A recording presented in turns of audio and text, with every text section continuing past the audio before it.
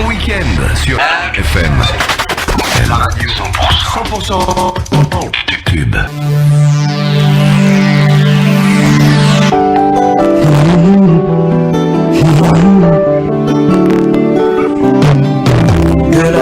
La vraie sagesse aujourd'hui, elle est bafouée. La vraie sagesse aujourd'hui, elle est moquée. On se moque de la vraie sagesse dans le monde dans lequel on vit. Et ça, c'est parce que l'homme est devenu orgueilleux.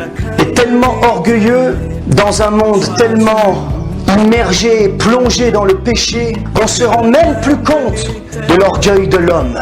On se rend même plus compte de la folie de l'homme. Aujourd'hui, vous voyez, c'est le temps où l'homme se croit le plus fort, qui croit qu'il peut tout faire, tout contrôler, et pourtant, c'est le temps où il n'a jamais été aussi fou, du moins du côté de Dieu. Parce que plus l'homme se croit fort, plus l'homme alors se croit indépendant de Dieu, croit pouvoir vivre sans Dieu.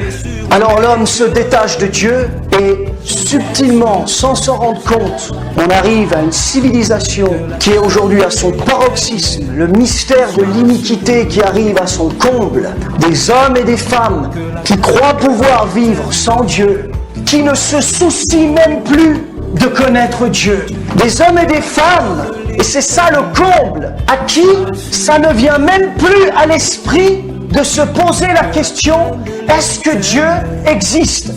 Est-ce que Dieu est vivant? Des gens qui peuvent sans aucun souci dire, oh, moi je verrai bien, est-ce que Dieu existe ou pas? On verra bien. Et ça, c'est une folie pure, vous voyez, qui est la marque de notre temps. Et c'est un signe des plus forts, des plus profonds, des plus grands que le Seigneur est à la porte.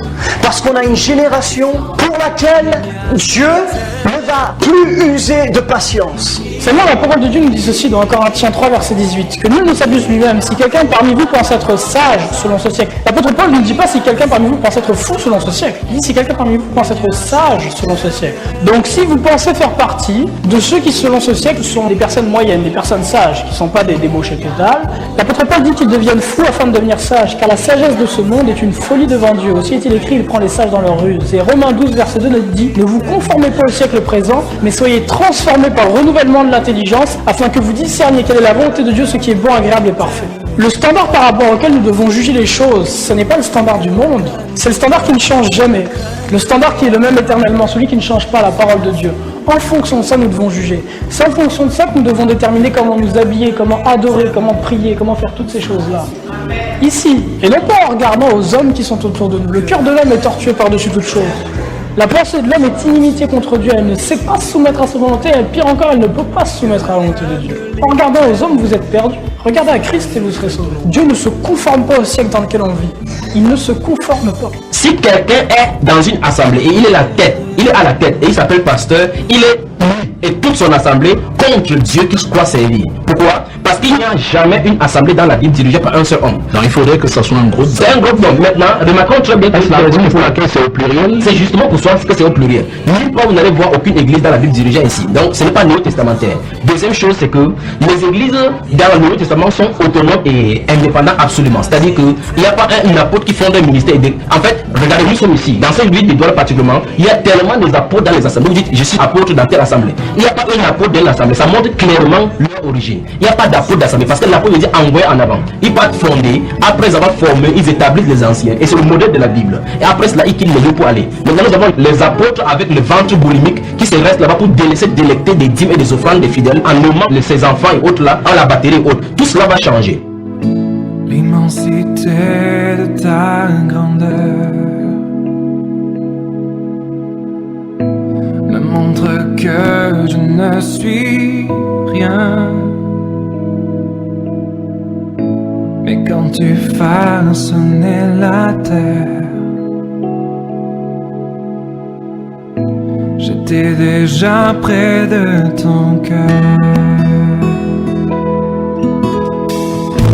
Tu m'aimais avant que je sois, et pour moi tu as tout donné. Toi seul pouvais me libérer.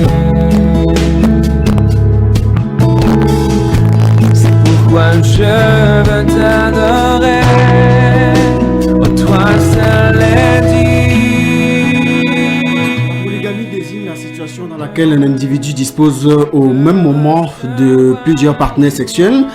Pour une femelle ayant plusieurs mâles, on parle également de la polyandrie. Pour un mâle ayant plusieurs femelles, on parle de polygynie. La polygamie est plus spécifiquement associée à l'homme. En sciences humaines, le terme polygamie est souvent employé par abus de langage pour désigner la polygynie. Dans de nombreux pays, ce terme n'est pas ou peu employé. Le terme est formé à partir de deux mots grecs, polus qui signifie plusieurs et gamos signifiant mariage. Pour cette raison, le terme peut désigner indifféremment le fait d'avoir plusieurs maris ou plusieurs femmes. Le terme polyandrie et polygynie sont donc étymologiquement et sémantiquement incorrects, mais sont de plus en plus usités pour discriminer les deux pratiques. La polygamie, appellation familière, s'oppose à la monogamie. De nombreux pays tolèrent la polygamie sans l'encourager ouvertement. C'est le cas non seulement de la totalité des pays à forte population musulmane, à l'exception de la Turquie, interdiction en 1926, et de la Tunisie, interdiction en 1957, mais également de quelques pays animistes africains. Quelques États autorisent aussi la polyandrie, c'est-à-dire avoir plusieurs maris pour une seule femme. La polygamie est une pratique mal reçue en Occident au point que de nombreux États la reconnaissant comme un délit. La polygamie est aussi critiquée dans des groupes dans lesquels elle est pratiquée. En Belgique, la polygamie est interdite, mais le 26 juin 2008, un arrêt de la Cour constitutionnelle interdit toute discrimination envers les enfants sur base de la polygamie. Les enfants ne sont en effet pas responsables de la situation maritale de leurs parents, mais le législateur a le loisir de limiter le rassemblement familial des personnes dont le mariage est contraire à l'ordre public belge et à celui d'autres pays membres de l'Union européenne. Au Canada, la polygamie a été confirmée comme illégale en fin 2011 par la Cour suprême de la Colombie-Britannique. La liberté de religion ne vient pas légaliser cette pratique dont il est jugé qu'elle cause un tort considérable aux femmes, aux enfants, à l'institution canadienne du mariage. Ainsi, les gens de cette province pratiquant la polygamie sont susceptibles de poursuites criminelles. L'ONU demande à ses États membres de légiférer pour interdire la polygamie qui a de graves conséquences pour les femmes et les enfants. Tant la Commission des droits de l'homme que le Comité pour l'élimination de la discrimination à l'égard des femmes ont estimé que les mariages polygames constituent une discrimination à l'égard des femmes et ont recommandé de les interdire. Messieurs et dames, bonsoir et bienvenue. Le thème ce soir, c'est la polygamie, familièrement appelée familièrement appelée polygamie. Non, déjà même il ne faut pas penser à être polygame parce que ce n'est même pas d'abord bien. Ça va te ralentir vraiment l'évolution. Ça ralentit beaucoup l'évolution. Ouais, bon, à l'époque encore avec les parents, ils savaient comment adapter, mais aujourd'hui, avec les temps qui courent, ce n'est plutôt évident. Ce n'est même pas bien. Actuellement, il faut chercher à avoir une seule et la maintenir à la maison. C'est tout ce que moi je peux dire là maintenant. Bon, un parent qui est déjà polygame, je ne sais pas quel conseil je peux encore lui dire. Tout simplement, c'est qu'il essaie seulement de maintenir la paix dans son foyer, de faire en sorte que les gens puissent vivre en harmonie parce que généralement avec les femmes, ce n'est pas très facile de les gérer à la maison. C'est pas très facile. Comment un pasteur peut avoir plusieurs femmes? Il ne mérite même pas le titre de pasteur celui-là. Qu'il arrête directement. Il arrête directement cette histoire. Comme il dit qu'il va prêcher là, qu'il arrête directement. Il n'est pas pasteur. Il n'est même pas un peu pasteur. Là-bas, c'est un filou, il n'est même pas pasteur. Comment ça n'a même pas de sens. Comment il peut avoir plusieurs pasteurs? Comment il peut avoir plusieurs femmes? C'est un filou là-bas, il n'est pas pasteur. Qu'il arrête, qu'il fait même sa boutique de l'église là, il n'est pas pasteur.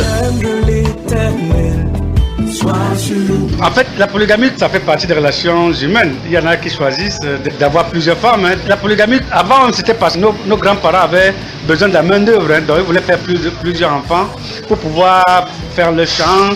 Enfin, et même dans certaines régions ici, c'est plus vous avez beaucoup d'enfants, plus vous avez des enfants, plus on vous respecte. Donc vous pouvez avoir plein d'argent, mais si vous n'avez pas, parce que vous imaginez, vous ne pouvez pas aller faire une guerre si vous n'êtes pas nombreux. Donc là, la politique de nos parents avant, c'était d'avoir plusieurs enfants, donc du coup plusieurs femmes, et parce que c'était d'abord, comme je disais, la main d'œuvre. Donc moi, personnellement, ça fait partie des choses pour lesquelles nous avons vécu. Moi, j'ai vécu dans une famille polygamique, donc. Mais c'est un choix. Je dis que c'est un choix. C'est un peu comme il y en a qui préfèrent boire la bière, d'autres préfèrent boire les jus, d'autres préfèrent boire du whisky. Je n'ai pas apprécié ou à déprécier. Moi, je sais que c'est un état de fait. Les gens, il y en a qui préfèrent la polygamie.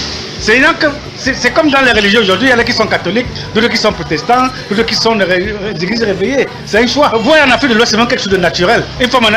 Parce que même chez les musulmans, un homme peut marier jusqu'à 4 femmes, a le droit d'avoir jusqu'à 4 femmes. Donc. Pourriez-vous devenir polygame? Pourquoi pas? Mais en accord avec la première femme. Que la crainte de l'Éternel soit sur nous. l'islam a autorisé au moins 4 femmes. Donc c'est permis, c'est bien, c'est normal. Parce que quand tu as 4 femmes, vois pas ce qui va te pousser d'aller chercher encore les femmes dehors. Que Dieu refuse que non, ça là n'est pas bien. Mais pour être en ligne, tu te maries 4 femmes, c'est autorisé. Donc on a conclu que pour empêcher, pour éviter l'adultère, oui, ils aient 4 femmes. Oui, 4 femmes, chacun dans les doigts seulement. Tu ne peux plus sortir, aller faire le péché dehors, alors que c'est ça qu'on invite. Au village, chacun peut épouser la femme comme il peut, comme tu peux nourrir. Ne dis pas que je peux épouser 2 femmes alors que tu es capable de nourrir 2 femmes. Ils vont aller sortir faire le péché et le péché là c'est pour toi. Mais quand tu te sens capable que tu veux construire une maison, parce que dans la 10, comme on dit, pour épouser 4 femmes, tu es capable de construire 4 maisons pour le mettre là. Chacun est dans sa maison. Toi le père, tu es au milieu. Donc c'est autorisé d'épouser à ta force comment tu veux les nourrir. Parce que quand ils viennent chez toi maintenant, ce n'est plus eux qui vont te nourrir, c'est toi maintenant qui tombe malade, c'est toi qui vas soigner. La polygamie, c'est réellement une perte d'énergie. Vous n'êtes pas centralisé. Ça, c'est quoi? On ne peut pas diriger une maison avec deux femmes à la fois. Hein? Vous savez, on a l'habitude de dire que nous, les femmes, hein, tu as une femme à la maison, une deuxième par derrière. La deuxième, c'est pire qu'un véhicule. Il y a l'essence, c'est une perte d'énergie. Et les malheureux qui vont souffrir à la maison, ça, c'est du n'importe quoi. Vraiment du n'importe. Et puis la Bible elle-même, elle déclare, tu quitteras ta maison et tu iras retrouver celle-là qui est quelque part. Là. Il n'a pas dit tu quitteras la maison pour aller prendre toutes les femmes du monde. Ce n'est écrit nulle part. Parce que nous marchons avec il est écrit. Comme il n'est pas écrit comme ça dans la Bible. En tout cas, vraiment, ce sont des hallucinations. Interdiction pour ceux qui suivent la Bible. Hein. Et ceux qui veulent vivre comme des animaux, ils ont le choix, hein, comporter comme des animaux. Hein. Mais nous, enfants de Dieu, c'est interdit. Ça ne peut même pas s'effleurer la tête d'avoir 2 femmes. Ça, c'est une perte de temps, une perte d'énergie. Vous faites quoi là? Vous peuplez le monde des malheureux. Ça ne se fait pas. Comment on peut aimer des personnes en un même cœur? Impossible. Je veille sur mes yeux. Je veille sur tout ce que je regarde. Que la crainte de l'île. La polygamie n'est pas interdite au Cameroun. La loi du Cameroun a prévu la polygamie. Donc on ne va pas être contre la loi. Maintenant, ça dépend de chacun de faire son choix dans l'engagement de la polygamie. Celui qui accepte épouser 2 épouses et qui peut les gérer. Le seul problème de la polygamie, c'est qu'il faut avoir les moyens pour gérer les 2 épouses. Parce que certes, dans la Bible, la polygamie n'est pas autorisée. Dans les Saintes Écritures, ce que je peux retenir des Saintes Écritures, les Saintes Écritures condamnent la polygamie. Mais comme on sait quand même que il y a certaines grandes personnalités de la Bible qui avaient plusieurs femmes dans l'amour, le grand amour que Dieu nous a laissé. Le cœur qui bat ne peut pas aimer 2 personnes. Le cœur doit aimer une personne. La deuxième personne n'est que pour combler un désir. Mais même si on a 2 femmes, on a quand même une balance, un déséquilibre. Une femme qu'on n'aime plus que l'autre. L'appréciation que je fais de la polygamie est une appréciation négative. Parce que moi-même, je n'accepterai jamais être polygame. Parce que je sais ce que ça peut apporter comme problème. Le polygame n'est jamais tranquille. C'est vrai, ceux qui ont l'argent peuvent dire qu'ils sont tranquilles parce que les femmes n'habitent pas dans la même maison. Chaque femme est dans son département, dans son appartement. Et c'est l'homme qui les visite à chaque fois. Là, peut-être. Mais quand vous êtes polygame et que vous n'avez pas les moyens, ou les 2 femmes sont censées habiter dans la même maison, vous ne resterez jamais tranquille parce que au-delà de vous, les enfants aussi en souffrent. Leur condamner, c'est aller trop parce qu'il n'y a que Dieu pour les condamner, mais pour moi, je ne trouve pas que c'est bon. Mais pour la loi camerounaise, ils sont libres d'avoir plusieurs femmes.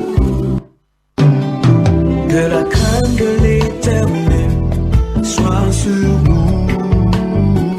6 71 02 04 85 6 91 60 02 84. Mesdames, Messieurs, bonsoir et bienvenue à ce programme. L'émission c'est que la crainte de l'Éternel soit sur nous. Énième rendez-vous avec Lim Landry qui assure la partie technique. Avec lui on ira jusqu'à 21h50.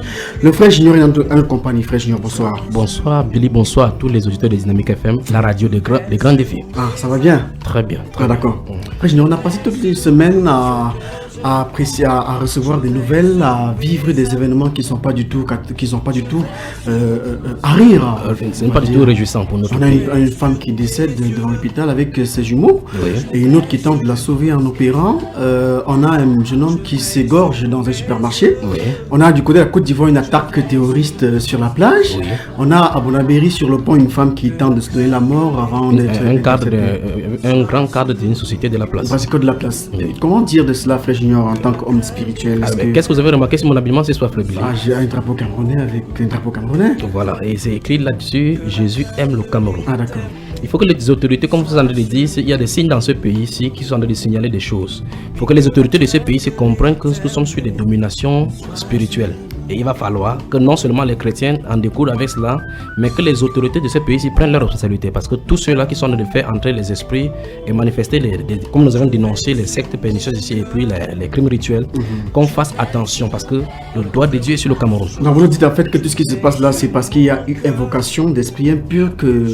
Je vais profiter de l'occasion pour signaler au gouvernement et à tous ceux de ces autorités qui sont venus écouter maintenant. Je parle particulièrement pour la région du littoral, que des gens se préparent. Je porte le drapeau sur moi parce que je porte le deuil de ce pays. Parce que je porte le fardeau de ce pays ici.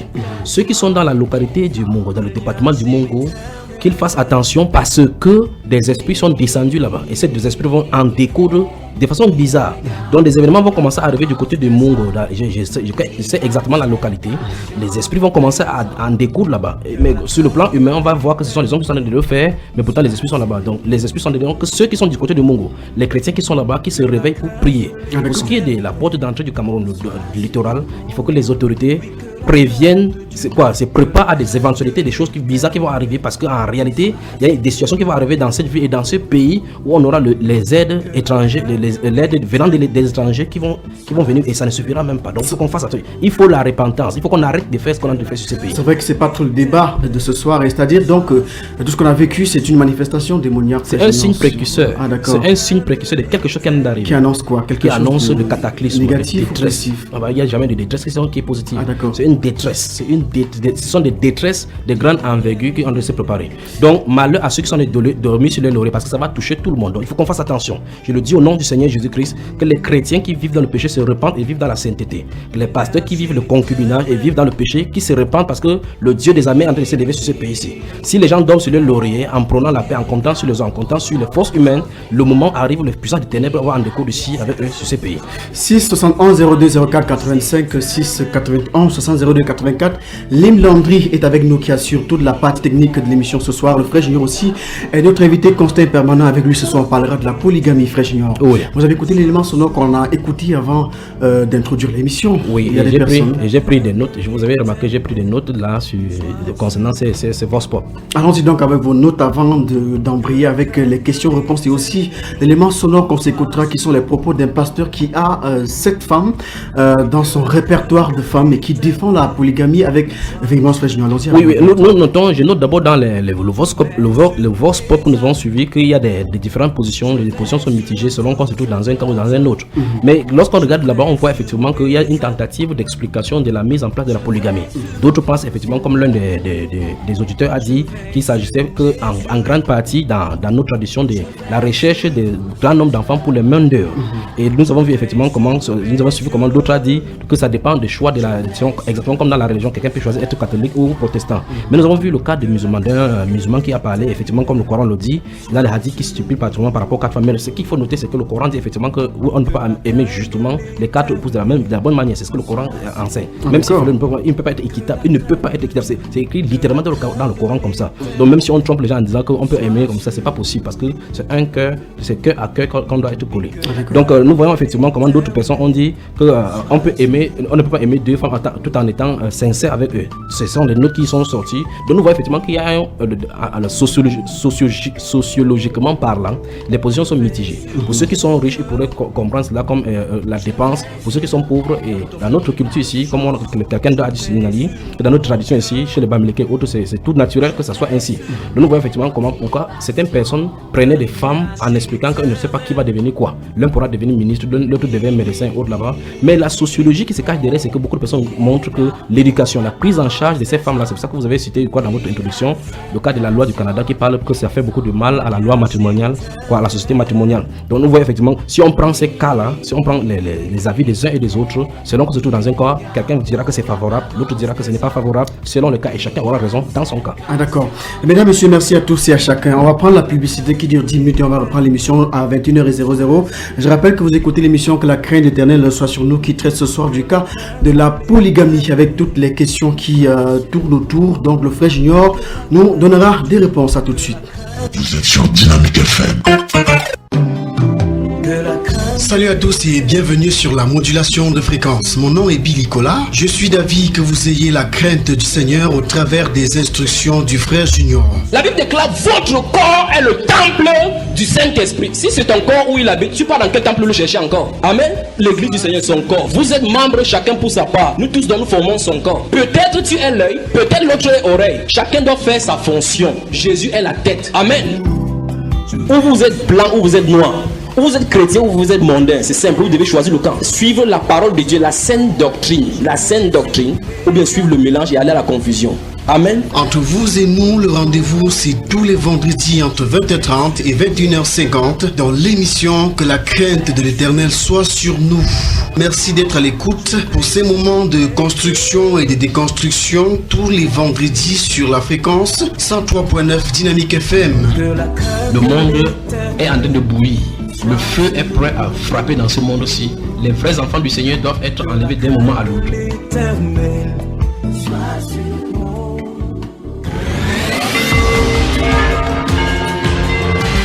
Dynamique FM. Dynamique FM, il est 21h.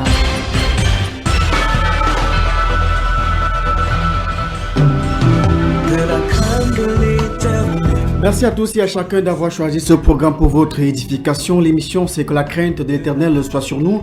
C'est tous les vendredis 20h30, 21h50 avec ce soir Lim Landry à la mise en onde et l'émission dure 70 minutes pendant lesquelles nous recevons le frère Junior pour un jeu de questions et réponses. Et ce soir, nous avons choisi la polygamie comme thème. Et en cela donc, on écoutera un élément sonore qui contient les propos du pasteur Cass, un pasteur congolais qui a cette femme à son compteur et qui défend la polygamie avec vivance, avec zèle et même avec une forme de nervosité. Frère Junior, bonsoir et bienvenue à nouveau sur ce plateau.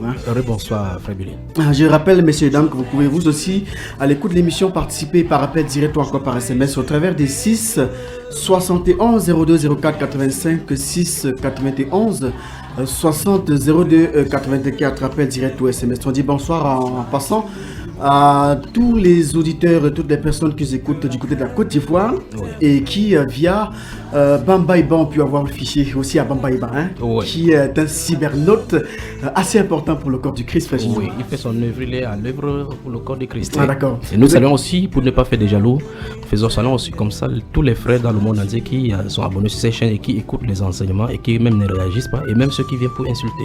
Que le Seigneur les bénisse. Ah d'accord, ils sont les bienvenus, frère. Ils sont les bienvenus justement. Ils font le ministère. Il faut le ministère, chacun doit faire son rôle. Ah d'accord. Frère, on parlera de la polygamie parce qu'on a écouté un premier élément sonore de première partie. Aussi en cela, j'ai donné la lecture du résumé introductif de la polygamie. Et vous maintenant qui êtes homme de Dieu, on voudrait avoir de vous ce que Dieu pense ou dit de la polygamie. Est-il oui ou non pour la polygamie? Pour répondre à cette question, comme dans le Vox Pop, il y a un auditeur qui a dit qu'il a affirmé, c'est ce que la Bible enseigne, qu'il y a des personnages de la Bible d'antan, non Dieu, qui sont connus comme le patriarche Abraham, David, Salomon en l'occurrence, qui sont donnés comme des exemples. Et pour le cas de David, il a appelé l'homme selon le cœur du Seigneur. Et ce personne-là avait donc des femmes. Pour David, il est dit qu'il avait 500 femmes et son fils, Salomon en avait 1000. Vous voyez, et Abraham, lui, il avait plusieurs autres femmes. Donc, Ketura, Aga et la maman d'Isaac. Donc, quand vous posez la question, donc, pour développer le problème, ce n'est pas tout simplement simple. Parce que quand vous dites qu'un pasteur a 7 ou 8 femmes, il doit avoir des arguments dans la Bible, forcément. Ah d'accord. Quand les gens qui enseignent la doctrine de prospérité enseignent, ils enseignent avec des versets bibliques. Quand des gens qui veulent pratiquer, par exemple, la sorcellerie, la voyage astral, écouter les horoscopes, ils ont des cas dans la Bible, des cas de mages qui sont venus adorer Jésus en disant que ce sont les mages qui ont même indiqué aux chrétiens que Jésus était né. Donc chacun dans la Bible tira son sort. C'est pour cela que chaque fois ne cesse de dire aux gens que les hérésies sortent de la Bible. Pour qu'une doctrine, un enseignement soit hérétique, il faut que ça tire sa source de la Bible. Donc on part d'un fait, ou bien d'un verset biblique, ou bien quelques versets bibliques, on commence à tordre selon le sens. C'est donc pour cela que, pour développer dans ces situations, le thème ô combien important maintenant, puisque quand vous dites que c'est un pasteur, ça se passe qu'il enseigne des gens.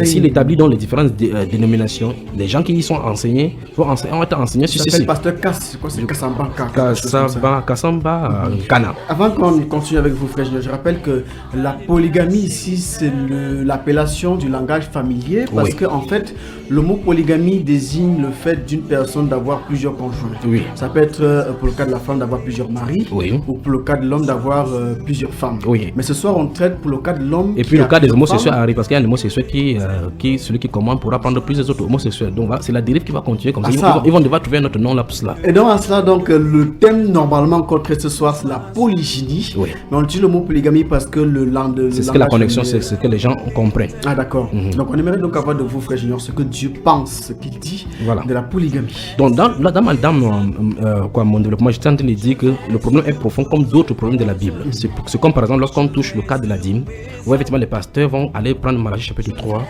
Pas pour dire que Malachie chapitre 3 est faux, pas pour dire que l'enseignement de la dîme ne se trouve pas dans la Bible, ça se trouve dans la Bible, mais il faut comprendre, il faut s'asseoir, accepter de s'asseoir et comprendre l'enseignement, c'est-à-dire le plan de Dieu, la pensée de Dieu derrière. Ah, d'accord. C'est ça que quand quelqu'un va brandir par exemple Malachie chapitre 3, verset 10, il faut comprendre la pensée de Dieu. Il faut comprendre la pensée de Dieu. Parce que nous on a comme l'impression, et les autres qui abordent la Bible, le commun du mortel, c'est que quand on lit dans la Bible, on doit directement appliquer. Ok, ben si c'est comme ça, je vous dis donc, Judas est allé se faire tuer, laissez cette femme qui était sur le volet aller se faire tuer, elle a raison.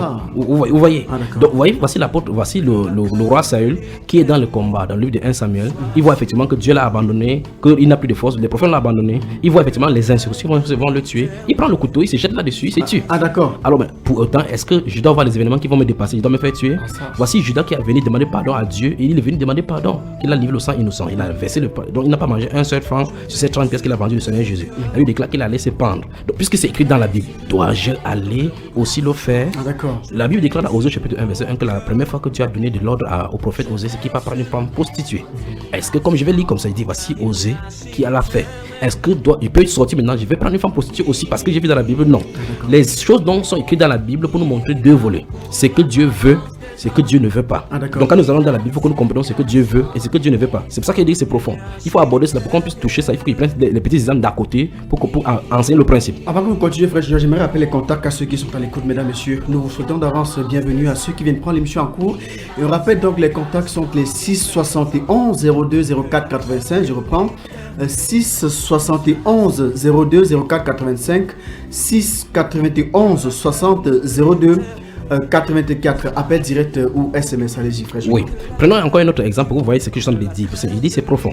Il y a certains chrétiens aujourd'hui, c'est un groupe chrétien aujourd'hui qui s'habille en blanc et qui marche pieds nus. Ah d'accord. Christianisme céleste, c'est oui, ça. Oui. D'où ce que tu es là, parce que Dieu a dit à Moïse, le lieu où tu te trouves est saint, enlève ton soulier. Ah d'accord. Il a dit ça à Moïse. Il n'a pas dit ça à Abraham. Mais est-ce qu'après cela, Moïse marchait pieds nus? Alors, vous posez la question, si eux, ils avaient posé la question de cette bonne façon-là, ils ne marcheraient pas pieds nus. Ça, c'est le problème. Vous voyez. D'autres encore, il y a un autre groupe qui écrit, il porte seulement un habillement qui a des versets bibliques là-dessus. Il croit qu'en faisant ça, il est en train d'évangéliser. D'où est-ce qu'il tisse là? Deutéronome chapitre 6 nous dit effectivement, quand ils sont rentrés dans le pays, écrit les phrases sur les linteaux de porte, écrit le ciel sur ton fronton pour que chaque matin tu lis au sortir, au coucher. C'est ce que la Bible déclare. Mais est-ce que c'est ce que les chrétiens faisaient? Est-ce qu'ils ont compris ce que la Bible est en train de dire? Voilà autant de choses. La Bible déclare dans Malachie chapitre 3 verset 10 que vous volez Dieu chaque fois dans verset 8 à 10 et vous êtes frappé par la malédiction. La Bible déclare que la nation tout entière, le pasteur prend cela dans les églises pour haranguer les chrétiens. Or la Bible parle de la nation tout entière. Donc s'il s'agit d'un chrétien du Cameroun, tout le Cameroun est maudit à cause de la dîme. Alors maintenant il faut expliquer à ce pasteur et à tous ses acolytes que non, ne faites pas de telles choses parce que vous n'êtes pas des sacrificateurs, vous n'êtes pas des lévites, nous ne sommes pas Israël. Il y a une ordonnance pour l'église de l'ancien du Nouveau Testament, c'est-à-dire pour les chrétiens. Et ainsi donc, lorsque un chrétien qui ne connaît pas la Bible va se voir présenter Malachie chapitre 3, il va dire vous êtes frappé par la malédiction, directement il va avoir peur. Et plusieurs pasteurs effectivement disent qu'il y a des gens qui enseignent qu'on ne peut pas la dire, pourtant voilà ça qui est écrit. La Bible parle du sabbat, c'est le 4e commandement. La Bible déclare que 6 jours tu vas travailler, 7 jours ce sera consacré à Dieu. Ah d'accord. Maintenant, il y a un groupe chrétien aussi qui croit effectivement qu'il faut respecter le sabbat. Ah d'accord. Les Adventistes du 7e jour. Ah, d'accord. Mais maintenant, ils respectent cela depuis avec Miller et autres et tous les autres là. quel qu'en soit ce qu'ils vont faire là-bas, ils seront coupables par rapport à ce sabbat parce qu'ils ne pourront jamais remplacer et faire le sabbat comme il se doit. Donc ça veut dire qu'en voulant respecter le sabbat, ils vont pécher contre le sabbat. Comment comprendre qu'une personne pratique quelque chose qui vient de la Bible se retrouve hors de la volonté de Dieu? C'est pour cela que si Dieu n'envoie pas quelqu'un, dans 2 Corinthiens chapitre 10, le verset 18, la Bible dit que ce n'est pas celui qui se recommande lui-même qui a approuvé, c'est celui que Dieu recommande. Parce que quand Dieu te recommande, tu vas dire les paroles du Seigneur. Vous ne pouvez pas venir dire aux gens maintenant que commencer à construire l'âge de Noé. Il y a des pasteurs qui disent aux gens que construisons l'âge de Noé, comme le témoin de Jéhovah dit, à moins que vous ne soyez dans l'âge de Noé moderne, vous ne devez pas être sauvés. Kako Philippe dit également dans l'âge de Noé moderne, parce que l'âge là symbolisé maintenant le mouvement sur Kako Philippe, comme nous avons vu là. Donc vous voyez effectivement que chacun peut prendre et tort comme il y a des torts. Mais le vrai problème c'est ici, qui a connu la pensée de Dieu, c'est le vrai problème. Donc comprenant les affaires de dîmes, des sabbats, d'aller à Jérusalem à pied 3 ans par année, ainsi de suite, ceux qui marchent à pied là, et ainsi de suite, les écriteaux sur la parole, c'est ça qui fait cette diversité là maintenant. Vous prenez l'église catholique, elle va vous dire que Jésus a dit que tu es pierre, sur cette pierre je bâtirai mon église. Et tous sans exception savent et croient bêtement à cela. Ils ne savent pas que c'est un mensonge depuis des années qu'ils sont en train de vivre. Mais vous posez la question à quelqu'un, que veut dire église? Il n'y a pas un seul verset dans la Bible qui dit que l'église c'est un bâtiment. L'église ce sont les êtres humains pour lesquels le Seigneur Jésus est mort. Ce seul bon sens voudrait qu'ils comprennent effectivement que la basilique Saint-Pierre qui se trouve là-bas, mais si on avait bâti ça sur le tombeau de l'apôtre Pierre, il faudrait qu'ils fuient ça parce que l'église n'est pas bâtie sur un cadavre mais sur la révélation du Seigneur Jésus-Christ.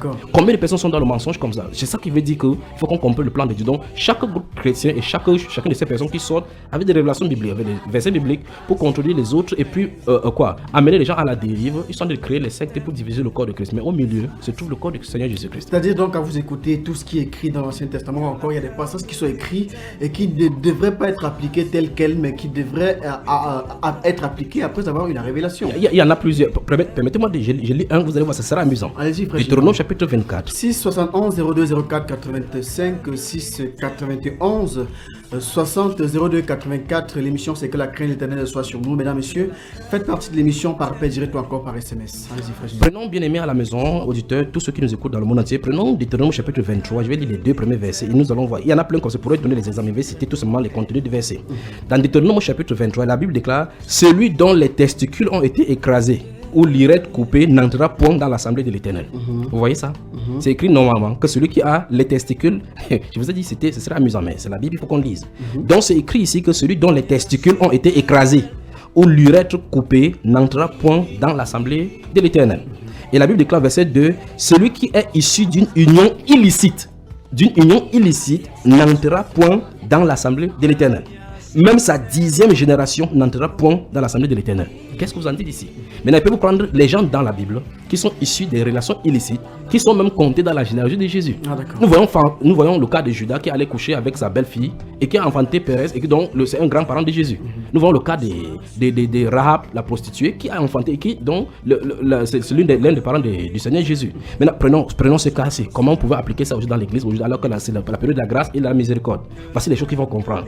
Dans le livre d'Exode, la Bible chapitre 7, la Bible déclare que tu ne laisseras pas vivre la magicienne. Donc normalement on doit les lapider. La Bible déclare dans le livre de Nombre que lorsqu'un homme va prendre une femme pour épouse, s'il va lors de la nuit nuptiale là, il rencontre la femme dans les rapports sexuels, il se rend compte que la femme n'est pas vierge, il va venir les présenter aux anciens de la ville en disant que j'ai pris cette fille-ci, il n'est pas trouvé vierge, on va la conduire, après avoir vérifié ça, si c'est vrai, on va la lapider. Combien de chrétiens se marient aujourd'hui étant vierges?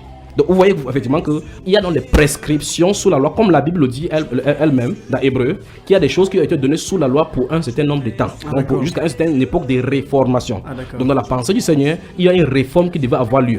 Et donc, pourquoi donc ces choses ont été données? Pourquoi la loi a été donnée? Et la Bible pose même cette même question. Pourquoi donc la loi? Elle a été donnée à cause de la transgression. Parce que les gens vivaient comme des rébarbatifs. Les gens vivaient comme les gens sans loi. Dieu a donné, écoutez très attentivement, Dieu a donné la loi pour normaliser, pour essayer de normaliser et arranger, pour canaliser. Et la Bible déclare dans Galates chapitre 3 que cette loi-là était comme un pédagogue pour nous enseigner, pour nous conduire à Christ qui est la foi.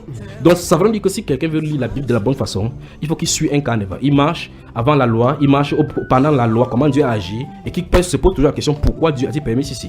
Donc voici Dieu par exemple qui dit que quelqu'un qui a les testicules écrasés n'entrera pas dans son assemblée. Par exemple, ça veut dire que si quelqu'un se trouve maintenant être chrétien, il se rend compte qu'il a les testicules, ça veut dire qu'il doit sortir de l'assemblée. D'accord. Et maintenant, quel est donc le meilleur moyen de retrouver cette volonté de Dieu qu'il faut suivre? C'est pour cela, c'est une très bonne question.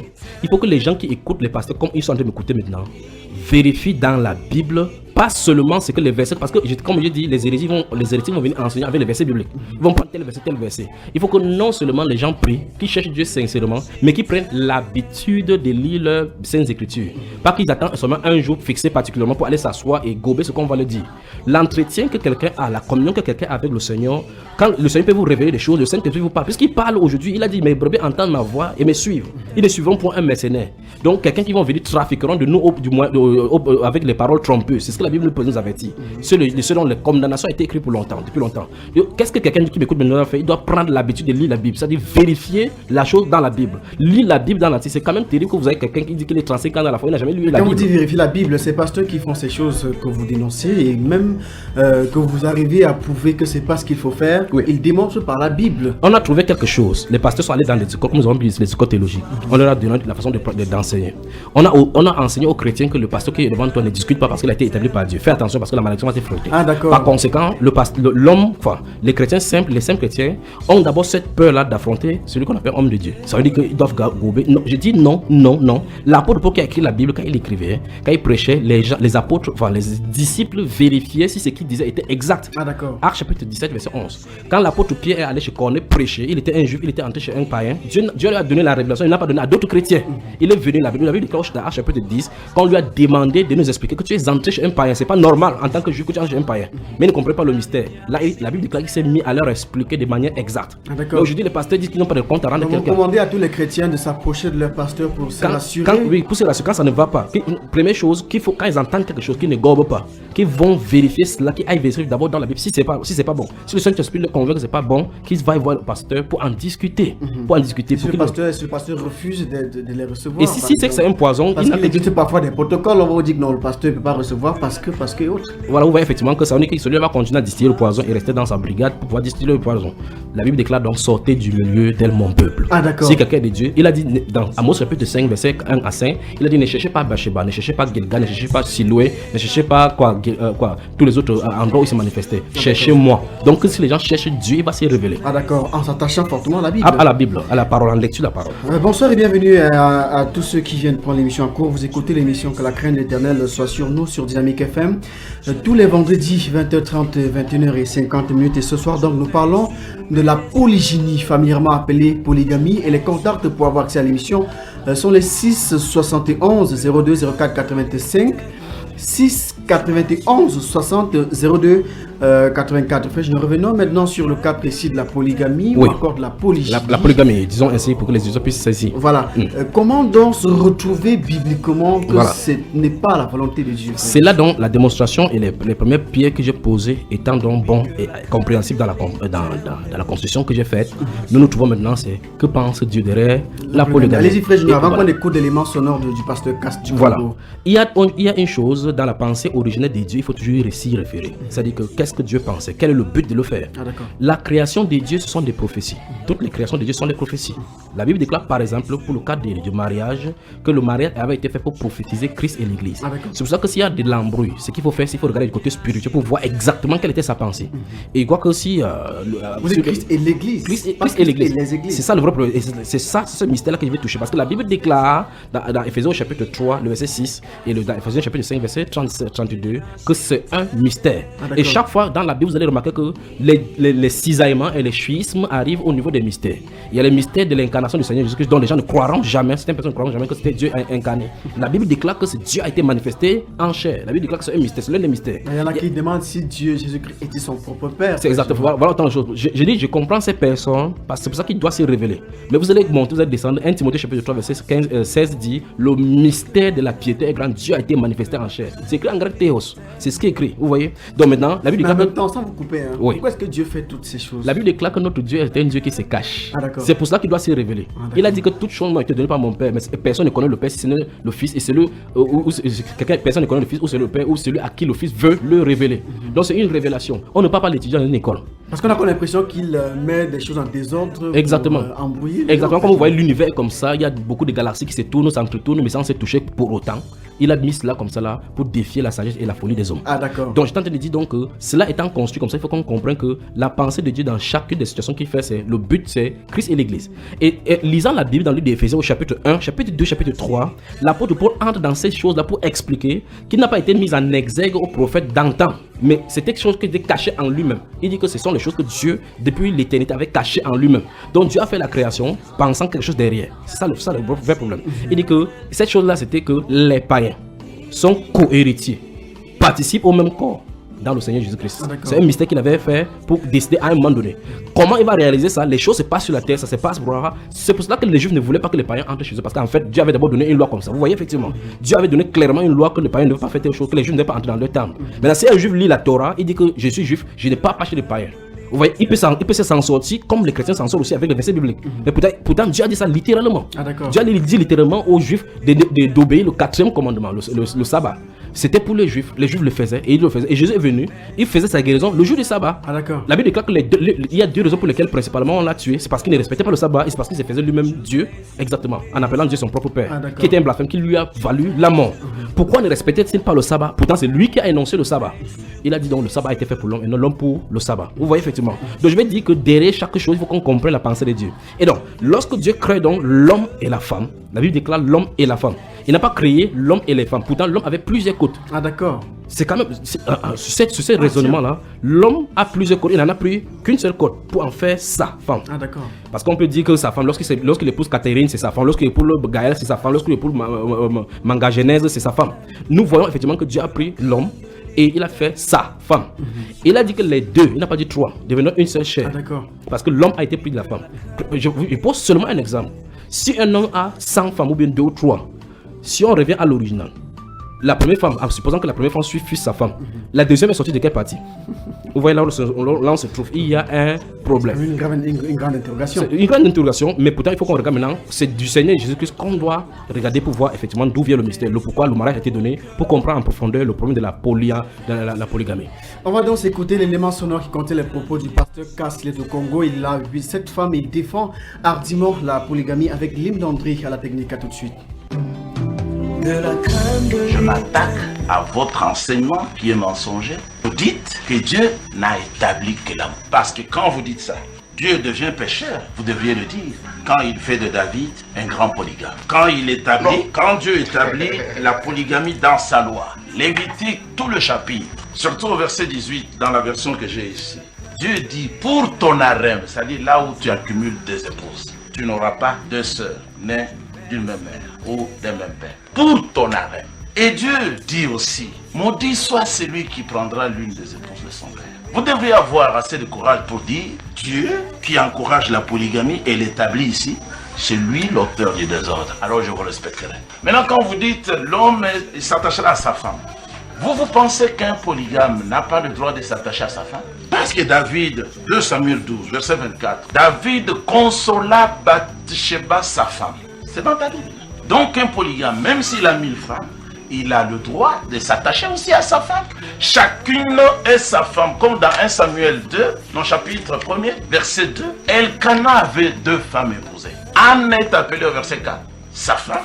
Pénina aussi, sa femme. Donc cette écriture, je la remets dans le contexte de toutes les écritures pour vous dire que, chers collègues, Dieu ne se contredit pas. Le Seigneur est parfait au sujet de la polygamie comme étant le mariage qu'il a institué lui-même après la chute. C'est pour ça que Jésus-Christ a expliqué ça. Il a dit, au commencement, il n'en était pas ainsi. Il voulait dire clairement par là que nous ne sommes plus au commencement. Depuis Genèse 3, le péché d'Ève a fait que la première alliance où il y avait un homme et une femme, Adam et Ève, soit brisée et disparaisse.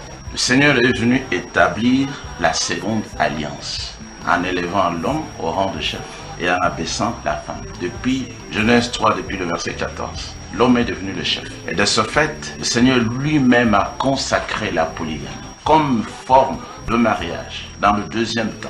Donc la polygamie, c'est bel et bien le mariage divin, parce que lui-même, il est polygame. C'est le mariage consacré par lui, parce que c'est Christ, comme le frère là l'a dit, avec l'Église. Christ est un, et les membres de son équipe, son groupe, sont plusieurs. 2 Corinthiens 11. Matthieu 25 explique aussi la conclusion de la polygamie, que le royaume de Dieu, c'est la polygamie. Un homme devait se marier directement avec 10 vierges. Les 10 vierges représentent les croyants de cette génération. Voilà. Ainsi, dans la loi, vous voyez que Dieu lui-même est celui qui a établi la polygamie. Par exemple, dans Exode 21, il dit, si l'homme qui a épousé une femme esclave veut ajouter une autre, voici comment il vivra. Les hommes choisiront toujours ce que Satan, lui, la polygamie vient de Dieu, parce que l'ordre divin est l'homme est le chef de la femme. Mais Satan n'aime pas ça. Satan veut qu'il y ait l'égalité entre l'homme et la femme. Dieu est polygame. Dans Ézéchiel 23, il a dit, j'ai épousé 2 filles qui m'ont donné des enfants, des fils et des filles. De David, dans 2 Samuel 12, Dieu dit à David au verset 8, je t'ai donné des femmes. Je les ai moi-même placées dans ton sein. Si le nombre était insuffisant, j'allais encore ajouter. Donc, quiconque dit que la polygamie est un péché, il a blasphémé contre le Seigneur. Et il s'est placé sous la malédiction. 1 Roi 15, verset 5, sur David. Dieu dit de David, il a fait ce que le Seigneur, l'Éternel, considère comme juste. Il ne s'est jamais détourné de tous mes commandements pendant toute sa vie. Il n'est allé ni à gauche ni à droite, excepté l'unique cas où il a commis adultère. Donc c'est lui qui condamne David et condamne le Seigneur. Il blasphème contre le Seigneur. La polygamie est juste, sainte, sacrée et divine. Dieu établit lui-même la polygamie. Dans la loi, sur la terre, Exode 21, dit au peuple, si un homme veut avoir une autre femme, voilà comment il se comporte. Si un homme a 2 femmes et que les 2 lui aient donné des fils, que l'aîné soit reconnu comme aîné lors du partage de ses biens. Deutéronome 27, verset 20. Maudit soit quiconque troublera le mariage polygame de son père, en prenant l'une des femmes de son père, et que tout le monde dise Amen. À la fin, Dieu dit, maudit soit quiconque n'acceptera pas toutes ces paroles. La polygamie est péché. Contre quelle loi? 1 Samuel au chapitre 1er. 1 Samuel au chapitre 1er. Il avait 2 femmes. On ne peut pas dire qu'il ne les avait pas. Anne et Pénina. Toutes les 2 étaient ses femmes. Au verset 4. Pénina est appelée ici, verset 4, sa femme. Au verset 19. Anne également, dans le même chapitre, est appelée sa femme. Je ne pense pas. Mais Dieu, ici dans la loi, établit lui-même la polygamie. Si tu veux avoir une deuxième femme, voici.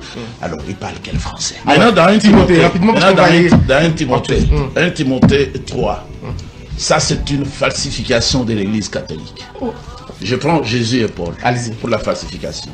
Jésus a dit aux gens de son époque, les pasteurs, Matthieu 15, il leur a dit, Dieu a dit, mais vous dites, comme ce qu'il fait, vous annulez ainsi la parole de Dieu au profit de votre tradition. Dans 2 Corinthiens, c'est là où c'est trop clair, 2 Corinthiens chapitre 2, je crois le verset 17. Nous ne falsifions point la parole de Dieu comme font plusieurs. La polygamie est juste, sainte, sacrée et divine. Dieu établit lui-même la polygamie. 6 71 02 04 85 6 91 60 02 84. Frère, je vous ai écouté. Il s'appelle Pasteur Kassambanka, c'est du Congo qu'il excelle. Et il a une église et dans cette église, il a eu, en fonction, il a épousé plusieurs femmes à la fois. Donc la dernière a moins de 25 ans. Et il défend la polygamie tous les jours, à chaque fois qu'il est invité, vraiment, Frère Junior, sur un plateau. Il prêche même pour la polygamie et dénonçant ceux qui s'insurgent contre la polygamie. Et il avait parlé de malédiction pour tout cela qui s'insurgent contre la polygamie. Donc vous voyez ce que je disais tout à l'heure là, que les gens prendraient les versets dans la Bible. Si vous permettez, je ne sais pas combien de temps nous avons beaucoup de choses à parcourir. Oui, on a une vingtaine de minutes, Frère Junior. Bon, maintenant, il a dit par exemple prenons le cas de l'église avant de prendre, c'est pour ça que je vous ai dit que si on ne comprend pas le principe de Dieu, on va aller à la dérive comme il le fait. Lorsqu'il prend le cas de David, dans lui 2 Samuel, effectivement, puisque Dieu a parlé de la fête du riz, Dieu ne reproche pas effectivement à David le fait qu'il ait pris la femme Bathsheba, puisque après cela, c'est même de cette Bathsheba que va venir Salomon. Vous voyez effectivement que si on ne comprend pas le plan de Dieu, on va toujours aller à la dérive de cette façon-ci. La Bible déclare, quand il lit 1 Samuel chapitre 1, verset, les deux femmes de Pénina et Anne, la Bible déclare que tous étaient ces femmes. Mais il faut regarder le carnaval. D'accord. Dans 1 Samuel, dans Lévitique chapitre, je dis c'est vraiment plein parce que ça va de tous les sens là, mais je vais aller de façon diplomatique et de façon calme là maintenant. Que le Seigneur m'aide vraiment. Dans le livre Ézéchiel 23, vous aurez remarqué qu'il a dit que Dieu est polygame et que Jésus aussi est polygame. Parce qu'en fait, vous voyez effectivement qu'il a pris une méthodologie pour montrer que sur l'ancienne alliance, Dieu était polygame. Là, il est polygame. Alors, dans Ézéchiel 23, on parle de Ohola, qui représente la Samarie, et Oholiba, qui représente Jérusalem. Pour que les gens puissent comprendre ceci, et lui, il faut qu'on comprenne que sur Roboam, le fils de Salomon, Dieu avait prophétisé que Jéroboam devait prendre 10 royaumes. Le royaume du nord, qui concerne dont la capitale était Samarie, et le royaume du sud. Le pays était divisé physiquement, mais c'est Israël qui est de Dieu. C'est tout le peuple d'Israël qui est de Dieu. Donc on voit effectivement que malgré la scission, malgré le schisme, ils traitaient parce que physiquement ils étaient divisés, mais c'est le peuple de Dieu. Israël, on ne les appelle pas les peuples de Dieu, on dit le peuple de Dieu. Parce que Israël, il parlait comme ça pour que les gens n'entendent, puissent comprendre que le royaume du nord a péché, le royaume du sud également a péché, parce qu'il y avait Juda là-bas et Benjamin au sud. Donc, ce monsieur se passe comme ça, comme Dieu parle en même temps de Oholiba et Oholiba pour dire que Dieu est polygame. Or, Dieu parle chaque fois de la nation d'Israël, de la nation d'Israël. Frère, c'est quand même très étonnant, puisqu'il a beaucoup utilisé l'Ancien Testament. Et quand au Nouveau, il dit que c'est une falsification. J'arrive au niveau de la falsification parce que c'est étonnant. C'est étonnant. Nous avons parlé de cette histoire de Belges là. Je vais revenir, mais il faut que je veuille vraiment en suivant cela. Allez-y, frère. Donc maintenant, voici David qu'il a cité. Il a cité Abraham, il a cité Ézéchiel, il a cité. Et pour le cas d'Israël, d'Abraham, il va parler de Ketura et autres là. Maintenant, regardez, pour le cas de David, il dit, c'est ça, je vais m'atteler là-bas. Il dit que Dieu dit à David que j'ai mis des femmes dans ton sein. Si ça avait été peu, j'aurais encore ajouté. Effectivement, c'est Dieu qui a dit cela. C'est Dieu qui va dire également que qui va monter à Ram en Galate, qui va exciter à Cap pour nous, qui monte en Galate pour périr. Il y en a plein dans la Bible là-bas dont Dieu incite les gens. Il prend un exemple simple. Dieu va dire par exemple aux Philistins, à Samson, Dieu va exciter Samson pour qu'il descende prendre une femme philistine. Or, la loi de Dieu dit clairement que tu ne prendras point le mariage, tu ne faisais pas d'alliance. C'est ce qui est écrit dans la loi. Pourquoi est-ce qu'il fait cela, frère Gino? Parce qu'il est souverain. Ah, d'accord. Donc, je vais sans vous expliquer quelque chose derrière. Donc, c'est pour dire qu'effectivement, que cet homme, s'il y a quelque chose qui ne va pas chez lui, c'est cassé, il y a quelque chose qui ne va pas chez lui, il faut la délivrer. En fait, ne t'inquiète pas. Le Saint-Esprit va entrer dans sa famille pour enlever, dans sa famille là, pour envoyer ses femmes. Quand il y aura la mort là-bas, il saura effectivement, et les gens de son église sauront effectivement que Dieu a l'œuvre pour les corriger. Et ça va arriver. Je tente de dire ainsi, je tente de dire là que je crois que les femmes là doivent m'écouter et qu'il va falloir qu'on prenne. Il y a un esprit qui sera là-bas pour les diviser. Vous allez entendre, ne vous inquiétez pas. Donc je tente de dire donc que voici Dieu qui, la Bible déclare que Samson est descendu à Timna. Il a dit, il a vu une jeune Philistine qui lui plut. Il rentre, dit à ses parents que allez descendre, prenez-la moi pour épouse. Vous voyez, la Bible déclare, ses parents ont dit, il y a point de jeunes filles, de vierges en Israël, pourquoi tu descends chez les cousins qui se conçuent pour en prendre une femme. Il dit que non, prenez-la moi car je l'ai choisie. Le Saint-Esprit dit dans la Bible que ses parents ne savaient pas que cela venait de l'Éternel. Donc Dieu cherchait une occasion de chute. Dieu qui a écrit que vous n'allez pas prendre chez les Philistins a cherché une occasion de chute. Pourquoi ne pouvait-il pas passer autrement? Parce qu'il voulait qu'il y ait un raccord, que plus tard on essaie de capter Salomon, comme on a vu Samson dans cette suite-là. Et plus tard, vous voyez dans le processus de Dieu, il y a le fait qu'on devait percer son œil, puisqu'il avait donné quelque chose par rapport à ce cheveu qui ne devait pas se couper. Donc je vais dire ceci, ce que Dieu a écrit, comme je l'ai dit tout à l'heure dans mes propos, j'ai dit que Dieu avait donné cela comme un pédagogue. Il dit, Dieu a dit à David que j'avais mis des femmes dans ton sein. Dieu a dit à sa parent que Samson va aussi prendre une épouse chez les Philistins. Vous voyez effectivement. Donc on va lire cela en disant que comme Dieu a aussi dit à Samson d'aller prendre une femme chez les Philistins, je vais quitter aussi pour aller marier un mondain. Lui, pasteur, ne peut pas dire ça aux chrétiens. Vous comprenez? Je vous ai dit que les gens peuvent trouver les choses dans la Bible pour se défendre. Il prend le cas de Salomon par exemple, qui avait 1000 femmes, 700 femmes. Mais permettez-moi de lire ce que Salomon lui il a dit. Allez-y, frère Chignor. Mesdames, messieurs, je rappelle que les contacts sont les 6 71 02 85 6 91 60 02 84. Appel direct ou SMS. On est ensemble jusqu'à 21h50 frère Chignor. Allez-y. Maintenant, je vais lire deux passages dans le livre d'Ecclésiaste. Écoutez au chapitre 7 d'Ecclésiaste, le verset 28. Le verset 28 dit dans le livre d'Ecclésiaste, voici, c'est Salomon qui écrit, voici ce que mon âme cherche encore et que je n'ai point trouvé. J'ai trouvé un homme entre 1000, mais je n'ai pas trouvé une femme entre elles toutes. Donc Salomon était à la recherche de sa femme. Ah d'accord. C'est lui qui nous dit là. Il n'a pas trouvé. Il n'a pas trouvé. Effectivement, alors ça a conduit son cœur. Donc ce monsieur Chikas devait comprendre que Salomon était dans le laboratoire de Dieu pour faire la recherche pour nous afin que nous ne péchions pas. Dans le livre des Proverbes chapitre 5 à partir du verset 18, il a dit que bois l'eau de ta citerne, ne va pas sur le territoire de quelqu'un. Il dit que sois sans cesse enivré du charme de la femme de ta jeunesse. Il n'a pas dit que de d'autres femmes. Vous voyez, dans le chapitre 9, verset 9 d'Ecclésiaste, permettez-moi, chapitre 9, verset 9, qu'est-ce que ça dit? Il dit, jouis de la vie avec la femme que tu aimes. Ah d'accord. Pendant tous les jours de ta vie de vanité que Dieu t'a donné sous le soleil. C'est pas les femmes. C'est Salomon qui dit ça. Il a dit il dit jouir de la vie avec la femme. Salomon, s'il a pris 1000 femmes, il aurait mieux fait pour conseiller aux gens que prenez autant de femmes pour chercher vraiment la vraie femme. Mais pourtant, lui il a plutôt dit que celui qui trouve une femme a trouvé le bonheur. Vous voyez effectivement que la femme, il ne s'agit pas de Dieu d'avoir les femmes, il s'agit d'avoir la femme que Dieu a destinée pour toi. Est-ce que vous me saisissez? Donc c'est Salomon qui avait 1000 femmes, c'est le grand record ici, qui vient de nous conseiller par rapport à la maladresse que quelqu'un pourrait avoir. Il a dit que ça vaut la peine d'habiter à l'âme d'un toit qu'avec une femme querelleuse. C'est ce qu'il a dit. Donc qu'est-ce qu'on comprend? On comprend que le Saint-Esprit qui était sur Salomon, c'était pour le conduire à faire des recherches, comme lui l'a dit. Il avait la sagesse qu'il avait, il a cherché, fait des recherches dans tous les domaines pour comprendre la science et la connaissance de toutes ces choses-là. C'est pour cela qu'il a aimé beaucoup de femmes, pour pouvoir nous écrire. Permettez-moi de lire Proverbes au chapitre 18. Très rapidement, je l'ai cité tout à l'heure. Permettez-moi de lire Proverbes chapitre 5, verset 15 là, rapidement. Proverbes chapitre 5, verset 15. 6 71 02 04 85 6 71 02 04 85 6 91 60 02 84. Il dit au verset 18 du chapitre 5 de Proverbes, il dit que ta source soit bénie. Il a dit ta source soit bénie. Et fais la joie de la femme de ta jeunesse. Il dit biche des amours, gazelle pleine de grâce. Sois en tout temps enivré de ses charmes, sans cesse épris de son amour. Et pourquoi mon fils serais-tu épris d'une étrangère et embrasseras-tu le sein d'une inconnue?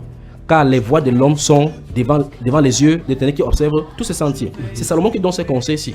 Il va plus loin en disant qu'on fait attention aux femmes qui font perdre la tête du roi. Donc il se souvient effectivement que c'est le mieux que avec sa maman qui lui a donné ces conseils là. Enfin, je note très rapidement une autre question, une question qui est presque globale. La polygamie est-il un péché? En fait, c'est sur ce plan là, c'est l'un des cette question à poser de cette façon là, c'est la plus difficile. C'est que Dieu, le problème c'est que si Dieu a toléré quelque chose, regarde par exemple, je vais prier tout à l'heure parler de sabbat. Voici le vrai problème. Parce que le pasteur Cass a demandé que c'est un péché, c'est contre quelle loi? Ce n'est pas le problème, ce n'est pas le péché. La Bible déclare que toute désobéissance est un péché. Ah d'accord. Parce que si vous entrez dans la polygamie, c'est un peu comme le cas de sabbat, comme je vous parlais tout à l'heure, ou bien le cas de la dîme. Si quelqu'un dit qu'il va obéir le sabbat, je lui dirais que c'est très bien. Le sabbat ne se limite pas à le samedi que tu te taises, que tu ne fasses pas quelque chose. Vous voyez, ces jours-là, il y a les prescriptions. Il faut des points de proposition devant l'Éternel. Il faut que les lampes soient allumées constamment sur l'âge de l'alliance. Personne ne peut trouver l'âge de l'alliance. C'est impossible. Donc, Jésus a dit effectivement aux sacrificateurs que ne savez pas que les sacrificateurs eux-mêmes font le sabbat, le jour du sabbat, en profanant le sabbat. Puisque Dieu dit que ton œuvre, tu ne dois pas le faire le 7e jour. Et le sacrificateur doit se reposer sur son œuvre. Si c'est réuni, s'il se repose, il a péché. S'il fait, il a péché parce qu'il est censé se reposer. Et il est censé être constamment devant le Seigneur. Vous voyez, effectivement, c'est pour ça qu'il nous a paru un souverain sacrificateur qui est toujours vivant pour intercéder. Pour le cas de ces sabbats, effectivement, vous allez voir effectivement que si quelqu'un commence à respecter le sabbat, après 7 sabbats, vous allez voir effectivement qu'il y a l'année de relâche. Donc si quelqu'un te devait la dette, même si ce n'est pas quoi, vous devez relâcher. Je me doute fort bien si les pasteurs peuvent le faire. Donc il est impossible pour eux de le faire. Pour que chacun sorte libre de leur maison. C'est-à-dire que si vous aviez une dette après 7 sabbats, l'année sabbatique, il faut que vous la relâchez. Même si vous devez n'importe quoi, vous devez relâcher. Même si vous avez pris 2 millions, vous devez relâcher. Mais il ne peut pas faire cela. C'est pour ça qu'il y a les prescriptions par rapport au sabbat. Maintenant, le mariage a un concept d'après Dieu. C'est pour ça que je l'ai dit que si quelqu'un veut respecter le sabbat par rapport à lui-même, par rapport à son conseil, il est libre de le faire. Mais qui sache qu'il va fauter chaque fois parce qu'il va s'attacher sous la loi. Est-ce pour cela que Paul dit que ceux qui s'attachent sur la loi sont sous la malédiction? Donc vous venez de dire avec le pasteur Casque que c'est lui qui s'attache à l'œuvre de la loi. Parce que maintenant, si vous voyez, si on avait du temps ici, je devais développer en prenant tous les versets qu'il a pris, Exode chapitre 21, Deutéronome et au-delà, tout partout, Lévitique chapitre 18. Dans ce Lévitique chapitre 18 dont il prend, vous voyez effectivement que c'est le cadre que Dieu a de respecter. On dit Dieu a donné la loi à cause de la transgression. Il y avait des transgressions dont Dieu a voulu régulariser. Et lui, il cite la parole du Seigneur Jésus-Christ en disant que quand Jésus a dit qu'il n'en était pas si au commencement, c'est pour dire qu'on ne doit pas fonctionner d'après le modèle du du commencement. Vous voyez comment elle a tiré. C'est pour dire effectivement que dans Matthieu chapitre 19, tel que le Seigneur est en train de dire, ce que le Seigneur est en train de dire par exemple, c'est que comme c'était au commencement, après la chute, il faut qu'on revienne au modèle de la polygamie. Mais vous allez remarquer que tous les disciples, sans exception, par exemple, je vais prendre l'apôtre Paul, lui n'était pas marié. L'apôtre Pierre, lui, il était un singleton. Donc l'apôtre Paul, l'un des grands évêques de l'église, était un marié à une seule femme. La Bible nous dit que le Seigneur qui est sorti de la synagogue, il allait guérir sa belle-mère qui avait la fièvre. Ah, l'apôtre Pierre. Oui, c'est ce qu'il dit. L'apôtre Paul dit dans 1 Corinthiens chapitre 9, il dit, à partir du verset 4, il dit que n'avons-nous pas le droit de mener une sœur. Il parle de lui et Barnabas. Il dit que n'avons-nous pas le droit de mener une sœur avec nous comme le font les autres frères du Seigneur, les autres disciples du Seigneur, les frères du Seigneur, ainsi que Céphas. Donc ils menaient ça. Eux, ils avaient leur propre femme. Oui, effectivement. Ou bien c'est nous seuls qui avons besoin de travailler. Maintenant, permettez-moi vraiment d'entrer dans le Nouveau Testament. Allez-y, très rapidement. Donc, tout à l'heure, plus que 13 minutes avant la fin de l'émission. Allez-y, frère. Tout à l'heure, il a donc expliqué, il a cité le cas de Matthieu chapitre 25, puis le cas de 2 Corinthiens 11. Et remarquez bien, il passe rapidement en disant que Jésus était polygame. Pour le cas de Dieu lui-même, j'ai expliqué effectivement qu'il y a scission. Mais c'est un peuple. De la même façon, vous ne pouvez pas lire Matthieu chapitre 25 et isolé. Remarquez très bien, dans ce Matthieu chapitre 25, nous avons vu le cas de Caco Philippe ici avec le cri de minuit. Il est question de 10 vierges, dont 5 étaient sages, l'autre. Donc quand il voit comme ça, effectivement, que les vierges sont ces deux groupes différents. C'est deux groupes différents, mais dans l'entité de Christ, il y a l'église du Seigneur. L'église, c'est au singulier. Le Seigneur n'a pas dit que je bâtirai mes églises. Il a dit je bâtirai mon église. Donc chaque fois quand il s'agirait de cette entité-là, l'entité sera au singulier. Alors, dans 2 Corinthiens chapitre 11, permettez-moi de lire cela rapidement. Allez-y, on va le frère Junior, avant qu'on parte de ce programme. Mesdames, messieurs, participez à l'émission par appel direct ou encore par SMS au travers des 6 71 02 04 85.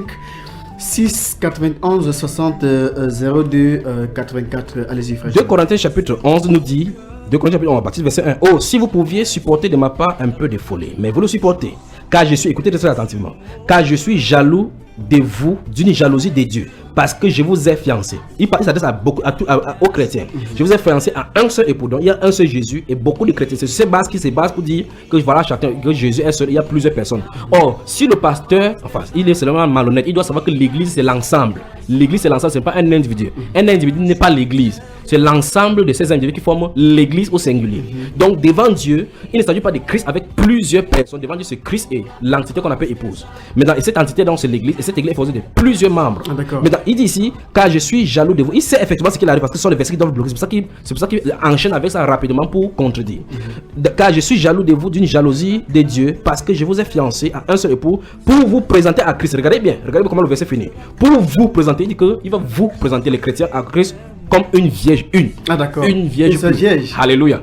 Et bien, dans Éphésiens chapitre 5, verset 22, il va dire effectivement de la même façon pour présenter cette église glorieuse, sans tache, ni rien de semblable. Et maintenant, si ceci est complexe et que quelqu'un pouvait dire que jusque-là, c'est pas clair, acte de quoi? Apocalypse chapitre 19, le verset 6 à 9 nous montre clairement de la manifestation de cette chose-là. La Bible déclare qu'il y a une voix qui a commencé que heureux ceux qui sont appelés dans les noces, dans la festin des noces de l'agneau. Car c'est l'heure de festin des noces de l'agneau et son épouse. Ah d'accord. Permettez-moi de lire ça pour que les gens puissent comprendre. Allez très rapidement, frère. J'ai encore 2 questions avant, encore 3 questions encore sortent de l'émission. Et on n'a plus que 10 minutes avant la fin de ce programme. Apocalypse chapitre 19, verset 6 dit, et j'ai entendu une voix. Apocalypse chapitre 19. Donc, pardonnez-moi à la maison, c'est le frère Billy ici et l'émission qui me presse là.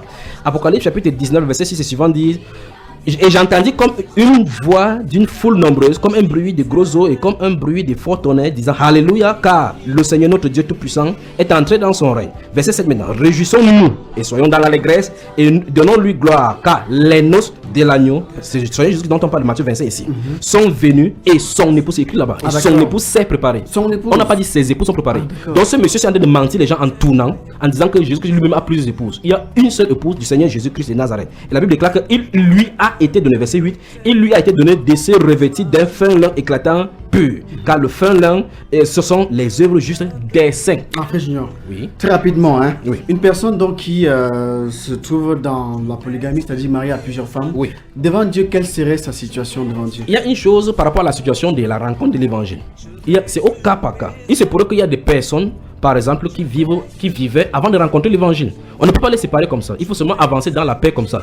Mais celui qui a écouté, déjà l'évangile, connaît de la vérité, qui veut s'engager dans la polygamie, il a d'attirer justement la malédiction sur lui. Parce que c'est un homme, une femme. L'apôtre Paul a dit effectivement dans 1 Corinthiens chapitre 7 par rapport au mariage, il a dit que du moins, par les tant que chacun est sa femme. C'est ce qu'il a dit dans 1 Corinthiens chapitre 7 par rapport au mariage. Que à cause de l'inconscience de notre chair, que chacun pour éviter l'impudicité, que chaque personne est sa femme et que le mari rende à sa femme ce qu'il lui est dit. Est-ce que vous comprenez? C'est ce que l'apôtre Paul a dit et c'est ce que l'église enseigne. Enfin, on est un peu plus clair dessus. Si un homme qui a plusieurs femmes, par exemple, et se convertit, quelle devrait être sa conduite désormais? N'essayez pas de dire par exemple qu'il doit chasser les autres femmes et rester avec une femme. Il doit continuer comme ça dans la paix, mais plus ajouter une autre femme. C'est ce qu'il doit faire. Mais il reste quand même polygame. Il reste polygame devant Dieu, mais il va en payer le prix. Prenons un exemple simple. Une fille qui a avorté, s'il croit maintenant, qu'est-ce qu'il va faire? Une fille qui a tué un enfant, qui a forniqué, qui a un enfant devant lui. Vous avez vu tout à l'heure dans la Bible que les enfants nés d'une relation illicite n'entreront pas dans l'assemblée du Seigneur. Je peux vous montrer pêle-mêle des serviteurs de Dieu et dans la Bible et dans la nature qui sont issus de la prostitution.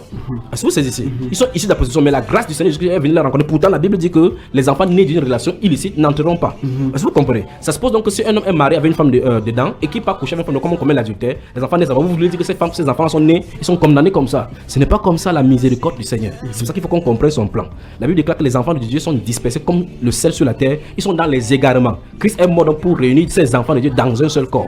Soit juif, soit grec, soit saint, soit esclave, soit libre. C'est-à-dire que le pasteur, quand il y a plusieurs femmes, si aujourd'hui décide de se repentir, il doit continuer avec ses femmes. Ne vous inquiétez pas, je l'ai dit sur ces antennes. Les gens sont en train de m'écouter en RDC et autres là-bas. Ils vont écouter ce qui va se passer là-bas. Le Seigneur va frapper là-bas pour l'amener à la correction. Donc ça veut dire que là où il se trouve, il va seulement arrêter et dire la vérité aux gens, se repentir, rassembler tous ces pasteurs-là et dire la vérité maintenant pour revenir à l'ordre. Et inversement aussi, une femme qui se trouve dans un foyer polygamique qui se répand de ses péchés et décide de marcher avec Dieu. Elle doit seulement continuer parce qu'elle y est entrée. Elle doit continuer. Mais si quelqu'un m'écoute et qui n'est pas polygame, qu'elle n'est pas encore, il ou elle ne s'est pas encore engagé, il faut faire un stop là maintenant et quitter cette voie. Là-dessus, frère, il y a une question qui arrive dans mon esprit maintenant. Il nous est dit dans la Bible que l'évêque doit être marié d'une seule femme. Ah, j'avais oublié cette question. Et maintenant, si quelqu'un, par exemple, a plusieurs femmes, vous dites par exemple que s'il se convertit, il doit demeurer avec elle. Est-ce qu'il peut, dans cet état-là, être évêque dans l'église ou et là maintenant, vous voyez effectivement que par exemple, le pasteur Cal est possédé. Le pasteur Cal, il lui faut la délivrance. Le pasteur Cal, il lui faut les impositions de même. Mais grâce au Seigneur Jésus-Christ qui va le visiter. Je vous le dis. Mais là, ce qu'il veut dire, c'est ceci. Vous posez la question. En fait, la question, c'est ceci. Normalement, s'il croit vraiment et s'il se repent, qu'est-ce qu'il va faire? Parce que la Bible déclare que pour le cadre 1 Timothée chapitre 3, il est clairement dit que l'évêque doit avoir une seule femme, mariée, une seule femme. Il doit quitter cet apostolat. Il doit quitter cette position. Pour être en règle avec l'écriture, il doit quitter là-bas, mais demeurer avec ses femmes. Donc la charge d'anciennat, la charge pastorale, il doit quitter. Maintenant, tout à l'heure, il a dit que concernant ce 1 Timothée, cela a été falsifié par les Belges en 1900, je crois qu'il est noté 1948, lors des édits, parce que ce sont les faussetés qu'on a encore. Maintenant, si vous lisez la version crampon, vous lisez la version Vigouroux, parce qu'il a dit c'est en 1948 que les Belges ont féodé avec les catholiques pour qu'ils puissent faire cela, pour venir dire, enseigner aux gens que ce n'est pas comme ça, qu'il faut qu'on interdise cela. La version Vigouroux de 1902, la version Lausanne de 1872, la version Otama de 1874, David Martin, la version Zadok, la version de John Nelson Darby, la version de l'épée disent clairement que l'évêque doit être marié à une seule femme. Alors que les sacrificateurs sous la loi, c'était différent. Les sacrificateurs sous la loi pouvaient avoir plusieurs femmes, comme il a cité. La sacrificature, c'est pour ça que ça les embrouille avec les dîmes et autres là-bas. Dans le Nouveau Testament, il n'y a pas la division entre les sacrificateurs, les lévites et autres là, comme dans l'Ancienne Alliance. Parce que l'Ancienne Alliance, il y avait le peuple, le lévite et les sacrificateurs. Dans l'Ancienne Alliance, le peuple de Dieu est unique sur la terre. Ce sont les chrétiens. La Bible déclare qu'il a fait de nous un royaume de prêtres sur la terre. Donc tous sont des prêtres. Au milieu de ces prêtres, donc, il a donc choisi une classe qui va diriger, pas pour dire que les classes sont totalement différentes. Est-ce que c'est donc nous sommes tous un seul corps, mais c'est Christ seul qui est à la tête. Il n'a jamais mis un homme à son égalité. Donc c'est lui seul qui est à la tête. Nous tous, nous sommes les membres. La Bible n'a jamais été falsifiée à ce niveau-là.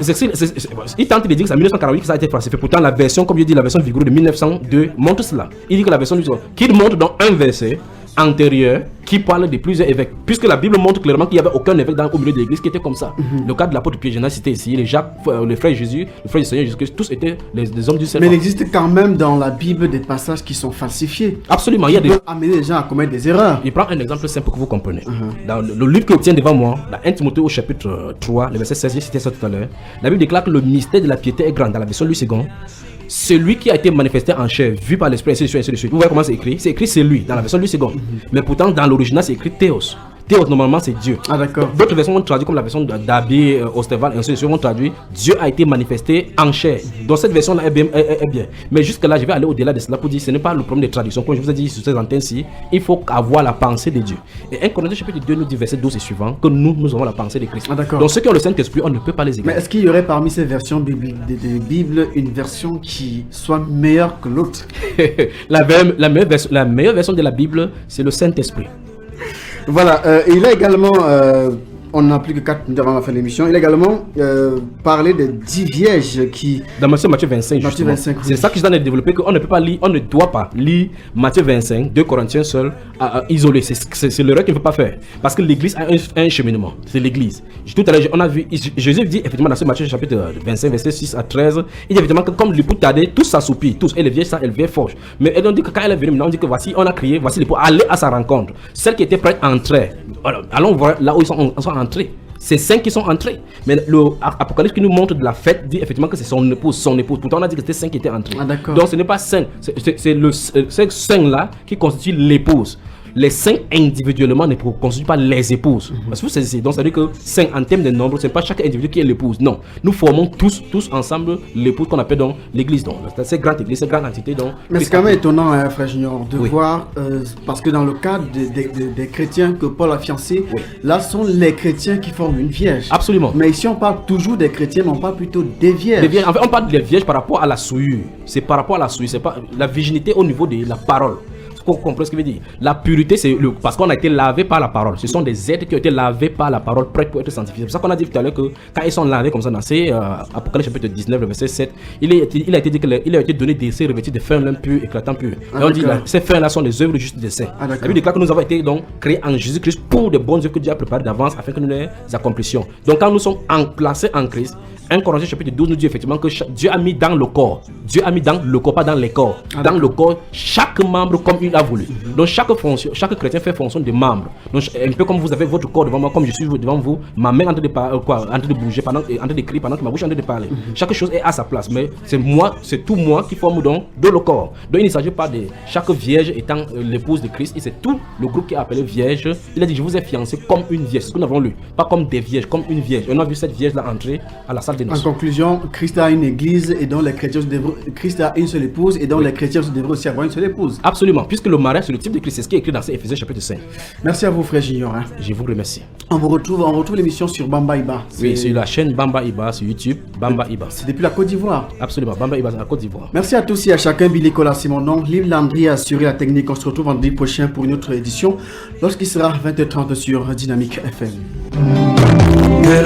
Salut à tous et bienvenue sur la modulation de fréquence. Mon nom est Billy Kola. Je suis d'avis que vous ayez la crainte du Seigneur au travers des instructions du frère Junior. La Bible déclare votre corps est le temple du Saint-Esprit. Si c'est ton corps où il habite, tu pars dans quel temple le chercher encore? Amen. L'église du Seigneur est son corps. Vous êtes membres chacun pour sa part. Nous tous nous formons son corps. Peut-être tu es l'œil, peut-être l'autre est oreille. Chacun doit faire sa fonction. Jésus est la tête. Amen. Ou vous êtes blanc ou vous êtes noir, ou vous êtes chrétien ou vous êtes mondain, c'est simple, vous devez choisir le camp. Suivre la parole de Dieu, la sainte doctrine, et de suivre le mélange et aller à la confusion. Amen. Entre vous et nous, le rendez-vous c'est tous les vendredis entre 20h30 et 21h50 dans l'émission Que la crainte de l'Éternel soit sur nous. Merci d'être à l'écoute pour ces moments de construction et de déconstruction tous les vendredis sur la fréquence 103.9 Dynamique FM. Le monde est en train de bouillir. Le feu est prêt à frapper dans ce monde aussi. Les vrais enfants du Seigneur doivent être enlevés d'un moment à l'autre.